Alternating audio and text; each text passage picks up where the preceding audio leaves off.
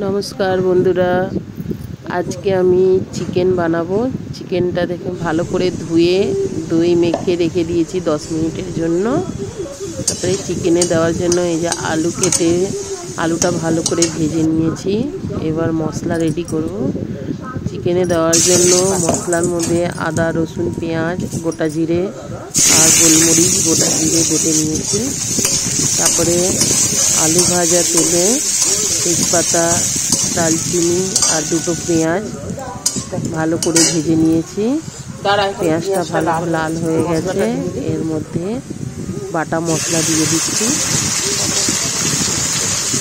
বাটা মশলাটা দিয়ে ভালো করে মশলাটা কষিয়ে নেব।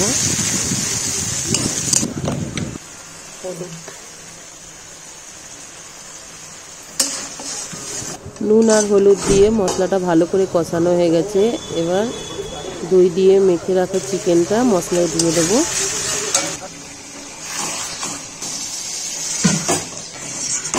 মশলায় চিকেনটা ভালো করে কষিয়ে নেব। কষিয়ে একটু ঢেকে রান্না করে নেব ভালো করে। তাহলে চিকেনটা সেদ্ধও হয়ে যাবে, মশলাও ভালো করে কষানো হয়ে যাবে।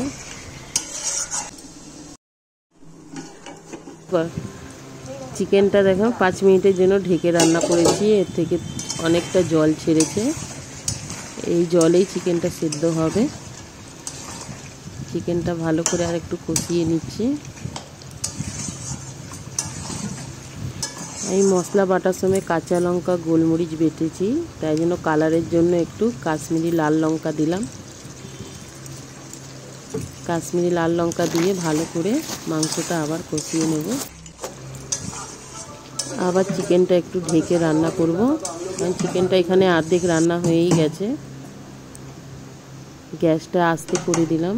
আস্তে আস্তে চিকেনটা এবার রান্না হবে। এর মধ্যে কোনো জল দেব না। এই যা জল ছেড়েছে এর মধ্যেই সেদ্ধ হয়ে যাবে। এর মধ্যে চিকেনটা মানে পুরো রান্না হয়ে যাবে। কোনো জল দিইনি, তাতেই কত জল ছেড়েছে চিকেনে। এবার চিকেনে আমি বেশি তেল দিইনি, আস্তে করে রান থেকে যে তেলটা বেরিয়েছে অনেকটাই তেল বেরিয়েছে। এবার ভেজে রাখা আলু দিয়ে দিয়েছি। উপর থেকে তেজপাতাগুলো আমি বার করে ফেলে দিলাম। চিকেনে এখানে চিকেন মশলা দিয়ে দিচ্ছি।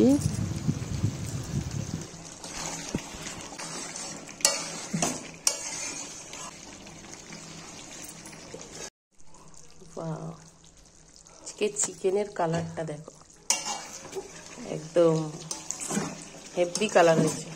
গ্যাসটা আস্তে করে রেখে দিয়েছিলাম। চিকেনটা দেখো কত তেল বেরিয়েছে। আমি তেল অল্পই দিয়েছি, কিন্তু গ্যাসের ফ্লেমটা আস্তে করে দিয়েছিলাম বলে চিকেন থেকে পুরো তেলটা বেরিয়ে গেছে। এত তেল আমি দিইনি। চিকেনটা পুরো হয়ে গেছে। চিকেনের কালারটা হেভি এসছে। এর মধ্যে অল্প একটু ধনেপাতা দিয়ে দিচ্ছি। ব্যাস, এখানে আমার চিকেন কমপ্লিট হয়ে গেছে। চিকেনটা আজকে এরকম কষা কষাই রাখবো, কোনো জল দেব না।